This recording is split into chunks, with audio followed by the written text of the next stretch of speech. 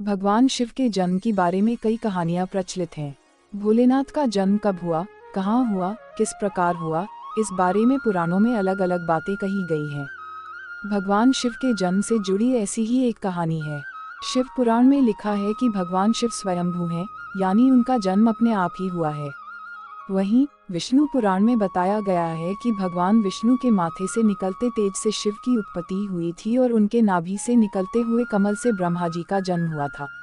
दूसरी ओर शिव पुराण यह कहता है कि एक बार की बात है जब भगवान शिव अपने घुटने मल रहे थे और उससे निकले मैल से विष्णु जी का जन्म हुआ।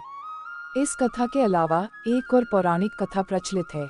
बड़े बुजुर्ग बताते हैं कि एक बार की बात है जब भगवान विष्णु और ब्रह्मा जी के बीच इस बात पर बहस छिड़ गई कि सबसे महान कौन है। इस बात को लेकर जब दोनों बहस कर रहे थे तो एक खंबे के रूप में महादेव उनके बीच आ गए। वो दोनों इस रहस्य को समझ नहीं पाए और तभी अचानक एक आवाज आई जिसने कहा कि जो भी इस खंबे का छोर ढूंढ लेगा वही सबसे महान कहलाएगा। यह सुनते ही ब्रह्मा जी ने एक पक्षी का रूप लिया और खंबे का ऊपरी हिस्सा ढूंढने निकल गए। वहीं विष्णु जी ने वराह का रूप धारण किया और खंबे का अंत ढूंढने निकल गए।